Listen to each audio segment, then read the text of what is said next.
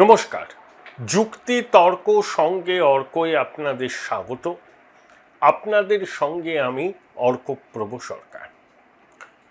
দেখুন, 2024 সালের লোকসভা নির্বাচনের সময় বা 2021 সালের বিধানসভা নির্বাচনের সময়ও যে জিনিসটা দেখিনি, এবার সেই জিনিসটা দেখছি। প্রায় 28-29 বছর সাংবাদিকতা করার সূত্রে রাজনৈতিক নেতৃবৃন্দের পাশাপাশি আমলা এবং পুলিশ মহলেও তো কিছুটা চেনা চেনা আছে। আমি দেখছি বিগত কয়েকদিন ধরে আমার বেশ কিছু পরিচিত আমলা পুলিশ কর্তা হোয়াটসঅ্যাপে তাদের সাজেশন পাঠাচ্ছেন কিভাবে নির্বাচনটাকে ভয়মুক্ত, অবাধ, শান্তিপূর্ণ এবং নিরপেক্ষ করা যায়। এবং তারা বলছেন, আমরা তো এইসব কথা সরাসরি বলতে পারি না, আপনারা যেহেতু গণমাধ্যমের সঙ্গে যুক্ত, আপনারা এই কথাগুলো নির্বাচন কমিশনকে পৌঁছে দেন। অর্থাৎ আমলা মহল এবং পুলিশের একটা বড় অংশ কিন্তু বুঝতে পেরে গেছে যে বাংলায় পরিবর্তন বোধহয় সময়ের অপেক্ষা মাত্র। এই আবহে প্রধানমন্ত্রী নরেন্দ্র মোদী সভা করছেন 9 এপ্রিল, তিনটে সভা করছেন। হলদিয়ার সভা থেকে তিনি যে কথাগুলো বলেছেন সেগুলো খুবই গুরুত্বপূর্ণ। এক, আমাদের রাজ্য সরকার, বিশেষ করে দিদিমণি, নাম করেন না মোদিজি, পিএম শব্দটাকেই অপছন্দ করেন, তাই প্রধানমন্ত্রীর নামের সঙ্গে যুক্ত যে প্রকল্প তার নাম বদল করে দেন। 2, বিজেপি ক্ষমতায় আসলে রাজ্য জুড়ে রোজগার মেলা চালু হবে, অর্থাৎ সরাসরি সরকারি চাকরির নিয়োগপত্র দেয়া হবে। 3, তৃণমূল সন্ত্রাস, কাটমানি, সংবিধান না মানাকে অভ্যাসে পরিণত করেছে। কার্যত মহাজঙ্গল রাজ চলছে। এর বিরুদ্ধে এবার মানুষ তৈরি আছে, পরিবর্তনের ঝড় বইছে, সেই ঝড়কে ঠেকাতে পারার ক্ষমতা তৃণমূলের নেই। এটা প্রধানমন্ত্রীর বক্তব্য, এবং প্রধানমন্ত্রীর বক্তব্য এবং সমবেত জনতার হর্ষধ্বনি প্রমাণ করছে যে এবার বাংলার হাওয়াটা শাসকের পক্ষে খুব একটা অনুকূল নয়। যদিও বিভিন্ন গণমাধ্যম বিভিন্ন রকম ওপিনিয়ন পোল করছে, আমি সেগুলোর সম্পর্কে একটি কথাও বলবো না। তৃণমূলের পক্ষে হোক, বিজেপির পক্ষে হোক, যারা এই ওপিনিয়ন পোল করছে তাদের নির্দিষ্ট কিছু রাজনৈতিক দৃষ্টিভঙ্গি আছে। সেই দৃষ্টিভঙ্গিকে মাথায় রেখে কখনো দিল্লির প্রভুদের, কখনো নবান্নের প্রভুকে সন্তুষ্ট করার জন্য তারা এই ওপিনিয়ন পোলগুলো করছে, যার সঙ্গে হয়তো বাস্তবের খুব একটা সম্পর্ক নেই। দেখুন, নির্বাচন কমিশনের সঙ্গে তৃণমূলের সংঘাত নজিরবিহীন পর্যায়ে পৌঁছেছে। তার আগে বলি, আবার অনুরোধ করি, চ্যানেল সাবস্ক্রাইব করবেন এবং থ্যাঙ্কস বাটনে ক্লিক করতে ভুলবেন না। ডেরেক ওব্রায়ানের নেতৃত্বে 3 জন সাংসদ, একজন প্রাক্তন সাংসদ, মুখ্য নির্বাচন কমিশনার জ্ঞানেশ কুমারের সঙ্গে 7 মিনিটের সাক্ষাতের পর বেরিয়ে কি বলেছিলেন সেগুলো আপনারা সবাই জানেন, আমি সেগুলো নিয়ে চর্বিত চর্বণ করব না। তারপরে তৃণমূলকে ট্যাগ করে কমিশনের যে এক্সহ্যান্ডেলে পোস্ট, পশ্চিমবঙ্গে এবার ভয়মুক্ত, অবাধ, নিরপেক্ষ, ছাপ্পামুক্ত, বুথ জ্যাম মুক্ত ভোট হবে। হ্যাঁ, হবে। অনেকে এখনো আশঙ্কা প্রকাশ করছেন যে কমিশন যতটা গর্জাচ্ছে ততটা কি বর্ষাবে। Hold your breath. এবার কমিশন যেভাবে নির্বাচন করবে, বিগত 30 বছরে বাংলার মানুষের সেই নির্বাচন দেখার অভিজ্ঞতা নেই। কোথাও কোনো গন্ডগোল করার কেউ চেষ্টা যদি করে, যে কোনো রাজনৈতিক দল, সঙ্গে সঙ্গে সেখানে পুনর্নির্বাচন হবে। এখন ভোট কেন্দ্রে হুমকি দেওয়া, ভোট কেন্দ্রে একাধিক লোকের জড়ো হওয়া, এগুলো তো আমরা জানি, তখন তো হবেই পুনর্নির্বাচন। কিন্তু ধরুন একজন ভোটার ভোট কেন্দ্রে যাবেন, তিনি ভোট কেন্দ্রের আশেপাশেই থাকেন, তাকে ভোটের আগে থেকে লাগাতার হুমকি দেওয়া হতে লাগলো, ভোটের আগের দিন রাত্রে তার পরিচয়পত্র সব কেড়ে নেওয়া হলো। সেই খবর কমিশন জানলে তৎক্ষণাৎ সেই বুথের নির্বাচন বাতিল হয়ে যাবে। সাতলাকি খোকাবাবু যেভাবে ডায়মন্ড হারবার লোকসভা কেন্দ্রে নির্বাচনে যেতেন, এবার ওই দক্ষিণ 24 পরগনায় অপ্রত্যাশিত ফলাফলের জন্য শাসক তৈরি থাকুন। শাসকের সংখ্যাগরিষ্ঠতা থাকবে দক্ষিণ 24 পরগনায়, কিন্তু বহু আসনে যেটা শাসক ভাবছে যে ঘুমিয়ে জিতে যাব, সেখানে দেখবেন শেষ রাউন্ড পর্যন্ত হাড্ডাহাড্ডি লড়াই হচ্ছে। মানুষ এবার নির্ভয়ে তাদের গণতান্ত্রিক অধিকার প্রয়োগ করবে, সে কাজে কমিশন কোনো শৈথিল্য রাখবে না। 9 এপ্রিল আসামে ভোট হচ্ছে, তামিলনাড়ুতে হবে, কেরালায় হবে, দেখবেন খুব পিসফুল, কোনো সমস্যা নেই, একদম পিসফুল। ও বিচ্ছিন্ন দু একটা ঘটনা, কিন্তু পশ্চিমবঙ্গে কি হয়, ভোট হলেই মায়েদের আতঙ্ক, মায়েদের বুক ফাটা কান্না, আমার সহনাগরিকের রক্তে ভেজে বাংলার মাটি। 2023-এর পঞ্চায়েত নির্বাচনের অভিজ্ঞতা আপনাদের নিশ্চয়ই মনে আছে, কি হয়েছিল ভোটের নামে প্রহসন।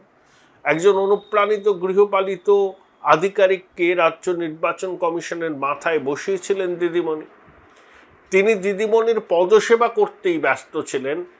আরে রাজ্য নির্বাচন কমিশনও একটি সাংবিধানিক প্রতিষ্ঠান, তার যে দায় দায়িত্ব আছে সেটা তিনি ভুলে গেছিলেন এবং এতই অনুপ্রাণিত ছিলেন, হাইকোর্ট কান মুলে দিল, এই ভদ্রলোকের চৈতন্যদয় হয়নি।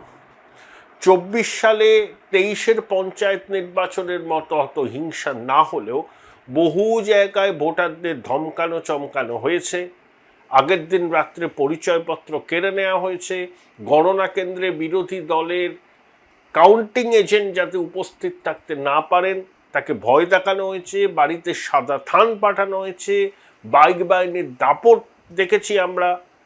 এবার কিন্তু সেগুলো হবে না। কেউ যদি এই চেষ্টাটুকু করেন, সে কলকাতা হোক এবং দূরবর্তী জেলাতেও হোক বা প্রত্যন্ত গ্রামেও হোক, দেখবেন সঙ্গে সঙ্গে নির্বাচন স্থগিত করে দেওয়া হবে এবং নিরাপত্তার চাদরে মোড়া হবে। এবং আর একটা জিনিস কমিশন খুব ভালো সিদ্ধান্ত নিয়েছে, 55 কোম্পানি বাইরের রাজ্যের সশস্ত্র পুলিশ বাহিনী আনছে। আপনারা যারা আমার প্রতিবেদন নিয়মিত দেখেন, আমি বহুকাল ধরে বলে আসছি যে সেন্ট্রাল ফোর্সের পাশাপাশি বাইরের রাজ্যের সশস্ত্র পুলিশ বাহিনীকে প্রয়োজন। কেন? একটাই কারণ, সেন্ট্রাল ফোর্স আজকে বস্তারে আছে, কালকে জম্মুতে আছে, কালকে ভারত বাংলাদেশ সীমান্তে আছে, কিন্তু তারা তো বিভিন্ন জায়গায় তাদের দায়িত্ব পড়ে, তারা দায়িত্ব পালন করেন। কিন্তু ভিন রাজ্যের সশস্ত্র বাহিনী যখন সেই রাজ্যে স্টেশন লিভ করবে, সরাসরি তাদেরকে বলে দেওয়া, আপনাদের দায়িত্ব হচ্ছে অবাধ, সুষ্ঠু, শান্তিপূর্ণ ভোট পরিচালনা করা, কারুর প্রতি ন্যূনতম পক্ষপাত প্রদর্শন না করা, এবং আপনারা যে যে কেন্দ্রে দায়িত্বে থাকবেন, বুথে বা সন্নিহিত অঞ্চলে, সেখানে যদি গণ্ডগোল হয় তার জন্য আপনারা রেসপন্সিবল থাকবেন। এবং যখন আপনারা নির্বাচনের দায়িত্ব পালন করে আপনাদের নিজ নিজ রাজ্যে ফিরবেন কর্তব্যে গাফিলতির জন্য, তখন কিন্তু আপনাদের কনসিকুয়েন্স ফেস করতে হবে। অনেক বেশি দায়বদ্ধতা সুনিশ্চিত হবে ভিন রাজ্যের আর্মড ফোর্সকে নিয়ে আসলে। সেটা কমিশন করছে, আরও বাড়বে। আপাতত 55 কোম্পানি, তারপরে আরও বাড়বে। কুচবিহার দক্ষিণের অবজারভারকে কমিশন সরিয়ে দিয়েছে। তিনি জ্ঞানেশ কুমারের মুখের উপর কথা বলেছিলেন, কথা কাটাকাটি করেছিলেন, সেটা তো অন্য বিষয়। আসলে কুচবিহার দক্ষিণ কেন্দ্রের কতগুলো বুথ, কতগুলো সেন্সিটিভ, কতগুলো সুপার সেন্সিটিভ, এ সম্পর্কে এই ভদ্রলোকের কোনো ধারণাই ছিল না। আপনাকে অবজারভার করা হয়েছে এই জন্যই তো নির্বাচনী কেন্দ্রটাকে আপনি হাতের তালুর মতো চিনে নেবেন। সময় পেয়েছেন, তা সত্ত্বেও যদি কাজে গড়িমসি করেন এবং জ্ঞানেশ কুমারের মতো হার্ড টাস্ক মাস্টার যখন আপনার কাছে আপনার কাজের কৈফিয়ত তলব করে, আপনি যদি আপনার অ্যারোগেন্স শো করেন, আপনার ইগো দেখান, যা পরিণতি হবার তাই হয়েছে। বোলপুর শহরের কোলাহল থেকে মাত্র 20 মিনিট দূরেই রয়েছে সুন্দর রিসর্ট, যেখানে পেয়ে যাবে স্পেশিয়াস আর এস্থেটিক্যালি ডিজাইন রুম। তোমরা যারা গ্রুপে যাও তাদের জন্য আছে কমফোর্টেবল গ্রুপ স্টে অপশন, আর কাপলদের জন্য রয়েছে লাক্সারিয়াস সুইট রুম, তার উপর আবার ফ্ল্যাট 10% অফ। এখানে প্রকৃতির মাঝে তোমরা পেয়ে যাবে একটা সুন্দর সুইমিং পুল, ছোটদের জন্য প্লে এরিয়া আর একটা এস্থেটিক সেলফি কর্নার। প্রপার্টিটা পুরোটাই পেট ফ্রেন্ডলি, আর এখানে আছে অনেক কিউট ছোট ছোট র্যাবিটস। সকালের ব্রেকফাস্ট থেকে ডিনার পর্যন্ত পেয়ে যাবে একদম হোমলি কমফর্ট ফুড, যা এক কথায় অসাধারণ। বেঙ্গলি কুইজাইনের সাথে সাথে পেয়ে যাবে চাইনিজ আর নর্থ ইন্ডিয়ান অপশন। বিকেলে বনফায়ারের আলো, বন্ধুদের সাথে আড্ডা আর খোলা আকাশের নিচে গ্রাম বাংলার হাওয়া, পুরোটাই এক অপরূপ অনুভব। তাহলে বলো তোমরা কবে প্ল্যান করছো এই পিসফুল এসকেপটা? And don't forget to follow miss cupcake for more such travel updates. এবং শুধু রাজ্যের আমলাকুল নয়, কমিশন নিযুক্ত জেনারেল অবজারভার, পুলিশ অবজারভার সবাই কমিশনের আতস কাচের নিচে আছে। এবারের পশ্চিমবঙ্গের নির্বাচন ঠিকঠাকভাবে করা কমিশনের কাছে সব থেকে বড় চ্যালেঞ্জ। পশ্চিমবঙ্গের সাধারণ মানুষ হিসাবে আমরা আশা করব সসম্মানে এই পরীক্ষায় কমিশন উত্তীর্ণ হবে। দিদিমণি, খোকাবাবু, তাদের সাঙ্গপাঙ্গরা যতই কমিশনকে গালমন্দ করুক, কমিশন সংবিধানের প্রতি দায়বদ্ধ, রাজ্যের মানুষের ভোটাধিকার নিশ্চিত করার বিষয়ে দায়বদ্ধ। সেই দায়বদ্ধতা থেকে তারা যেন এক চুলো না সরে। একজন সাধারণ পশ্চিমবঙ্গের মানুষ হিসাবে এই আর্জি আমার রইল দেশের নির্বাচন কমিশনের কাছে। স্বপন দাশগুপ্ত আমার অত্যন্ত প্রিয় কালামিস্ট এবং সাংবাদিক, রাসবিহারী কেন্দ্রে বিজেপির প্রার্থী, বর্ষিয়ান মানুষ। স্বপনদার সঙ্গে কথা বলাই একটা খুব ভালো এক্সপিরিয়েন্স। অসাধারণ সুন্দর কথা বলেন এবং বিষয়টা গভীরে গিয়ে ব্যাখ্যা করেন। শুধুমাত্র রাসবিহারী কেন্দ্র নিয়ে নয়, স্বপনদাকে এবারের পশ্চিমবঙ্গে বিধানসভা নির্বাচন সম্পর্কে তার কি মূল্যায়ন জানতে চেয়েছিলাম। কি বললেন স্বপন দাশগুপ্ত, শুনে নিন। স্বপনদা, পশ্চিমবঙ্গের রাজনৈতিক ইতিহাস দেখাচ্ছে 67 এবং 69 সাল ছাড়া কোথাও এমন সরকার হয়নি যাদের ভালো গরিষ্ঠতা ছিল না। বিভিন্ন লোক বিভিন্ন রকম কথা বলছে, নেক টু নেক ফাইট ইত্যাদি ইত্যাদি। আপনার কি মনে হয়, আপনার দীর্ঘ রাজনৈতিক প্রজ্ঞা, সাংবাদিকতার অভিজ্ঞতা, পশ্চিমবঙ্গে যাই হোক একতরফাই কি হবে? একদিক থেকে দেখতে গেলে, পিওরলি সেফোলজির দৃষ্টি দিয়ে দেখতে গেলে মনে হয় যে তৃণমূলের একটা বিরাট বড় অ্যাডভান্টেজ। যে অ্যাডভান্টেজটা বামপন্থীদের 2011 সালে ছিল, যে অ্যাডভান্টেজটা আরম্ভ করেছিল 67 সালে কংগ্রেস আরম্ভ করেছিল একটা অ্যাডভান্টেজ দিয়ে। কিন্তু যখন আমি রাস্তায় বা কোনো বাড়িতে বা বস্তির ভেতরে গিয়ে ক্যাম্পেইন করছি, তখন দুটো জিনিস দেখা যাচ্ছে। প্রথমত যে হ্যাঁ, একটা পরিবর্তন দরকার, এটা অনেক মানুষ নিজের থেকেই বলে উঠছে, শক্তভাবেই বলছে, ফিস করে বলছে, বেশি চেঁচিয়ে বলছে না, কিন্তু প্রাইভেটলি একদম কথা বলে, মহিলারা বেশি করে। হ্যাঁ, আর দ্বিতীয়ত যেটা দেখতে পাচ্ছি, যেটা হচ্ছে অনেক বেশি করে বস্তি অঞ্চলগুলোতে, কলকাতার বস্তি অঞ্চলে এক ধরনের একটা ভয় এবং একটা আতঙ্ক আছে, বেশি জোরে কিছু বলা উচিত না। এখানে দাদারা কন্ট্রোল করে। আমাকে কোনো বয়স্ক মহিলারা আমাকে বলেছে এখানে সমস্যা হচ্ছে যে রাত 8:30টার পর যে কারা রাজত্ব করে সেটা ভগবান জানে, তাই জন্য আমরা আতঙ্কে থাকি। তো এই যদি ফ্যাক্টরটা, এখন যদি একটা পরিবেশ সৃষ্টি হয় এখানে ইলেকশন কমিশন বা প্রশাসন এক ধরনের মানুষকে কনফিডেন্সটা দিতে পারে যে তোমাদের ভোট তোমরা মানে একদম নিরপেক্ষভাবে ভোট দিতে পারো, আর এটা হচ্ছে সিক্রেট ভোট। ঠিক। তাহলে যে কি হবে, সেফোলজিটা উল্টে যেতে পারে, আমি এইটুকুই বলতে পারি। ঠিক শোভনদা, একদম ঠিক বলেছেন। যেমন 2011 সালে তখনও বামফ্রন্ট মনে করেছিল জানা অষ্টম বামফ্রন্ট সরকার হবে, আসন কমবে। ফলাফল কি হয়েছিল আমরা সবাই জানি। আর শোভনদা, ধরুন আপনি বিজেপির সমর্থক, আমি তৃণমূল সমর্থক, আমাদের ভোটে কি সরকার গড়া সরকার করা হয়? সাইলেন্ট মেজরিটি তো ডিসাইড করে যে কি হবে। এটার সঙ্গে কি আপনি সহমত? হ্যাঁ, একদম সহমত। কমিটেড ভোটার যারা আছে দুদলেরই, 3 দল মানে বামেরও তো আছে। দেখুন, এটা একটা ব্যাপার এমন দাঁড়াচ্ছে, তৃণমূলের সংগঠন বিজেপির সংগঠন হচ্ছে আরো অনেক বড়, শক্তিশালী এবং প্রভাবশালীও বলতে পারে। বামেরও এক ধরনের সংগঠন আছে এখন অব্দি, এতদিন মানে ভরাডুবি হওয়ার পরেও আছে। কিন্তু আমরা যেটা দেখছি যে বামের যেমন সংগঠন আছে, জনসমর্থন নেই। বিজেপির আছে জনসমর্থন আছে, সংগঠন কম। তৃণমূলের এটা দুটোই একটা মিক্সড ব্যাপার আছে এখন অব্দি। কোনো ক্ষেত্রে ওনাদের আছে, যে কোনো মুসলিম এরিয়াতে এখনো তৃণমূলের সমর্থন আছে। আর কোনো বস্তি অঞ্চলে যেখানে ওদের কোনো দাদাদের প্রভাব, ধরুন কালীঘাট অঞ্চলে, ওইখানে ওদের একটা প্রভাব আছে, এবং স্ট্রং, মানে পুরো টোটাল ডমিনেশন এক ধরনের বলা যেতে পারে। হ্যাঁ, কিন্তু আপনি যখন একটু বস্তি অঞ্চল থেকে বেরিয়ে নিম্ন মধ্যবিত্ত বা উচ্চ মধ্যবিত্ত যে কোনো বাঙালি এবং অবাঙালি পরিবারের কাছে যান, তখন কিন্তু চিত্রটা একদম ভিন্ন অন্য হয়ে যায়।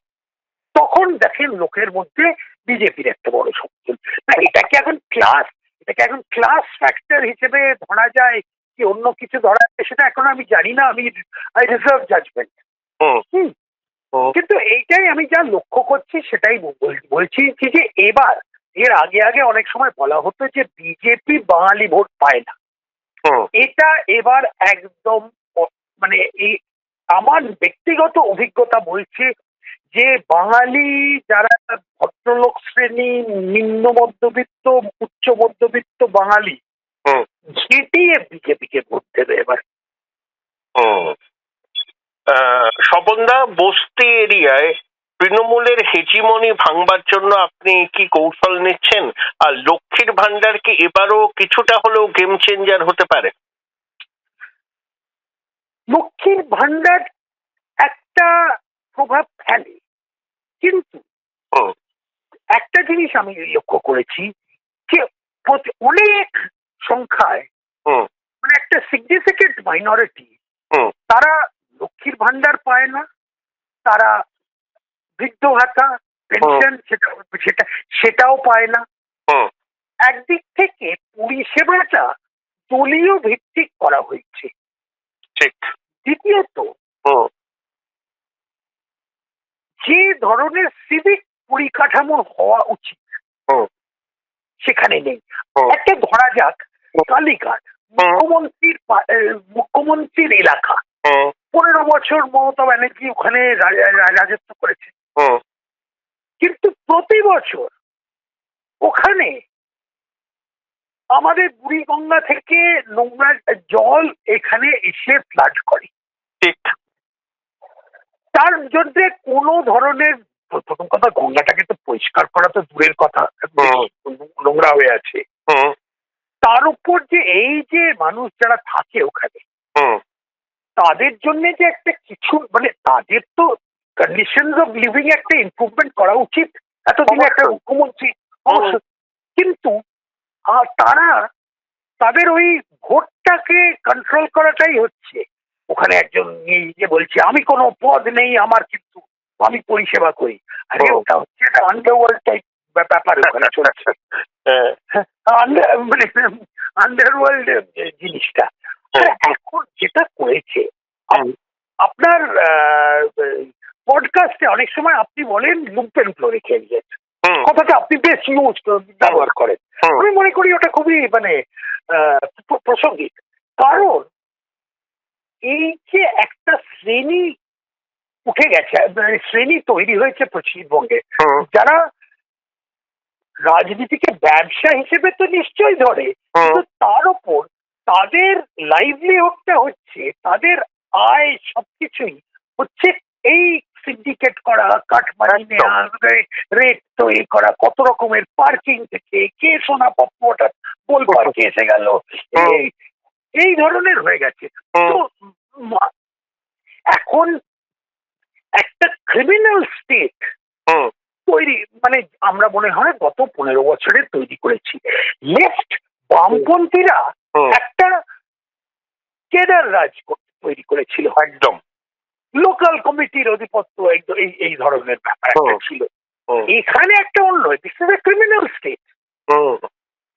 আমাকে অনেকদিন আগে অতুল্য ঘোষ একবার বলেছিল, আমি যেমন মানে কলেজে পড়ি, একদিন গিয়েছিলাম অতুল্য ঘোষের সঙ্গে দেখা করতে, এমনি মানে, তো উনি আমাকে বলেছিল যে দেখো, লেঠেল সব দলেরই লাগে। তখনকার দিনে লেঠেল কথাটা বলে প্রচলিত ছিল। হ্যাঁ, লেঠেল সব দলেরই লাগে, কিন্তু তুমি যদি লেঠেলকে বসবার ঘরে ঢোকাও তাহলে কিন্তু বড় সমস্যা হয়ে যাবে। তো আমি মনে করি আজকে লেঠেল যাকে বলা হতো তখনকার দিনে, এখন হয়ে গেছে তার তোলাবাজ। তারা যখন রাজত্ব করে এমপি হয়ে যায়, এমএলএ হয়ে যায়, কর্পোরেটর হয়ে যায়, সবকিছু হয়ে যায়, তখন বড় সমস্যা। আজকে পশ্চিমবঙ্গে এক ধরনের ক্রিমিনাল স্টেট যখন আমি বলছি, এইটাই হচ্ছে তার উদাহরণ।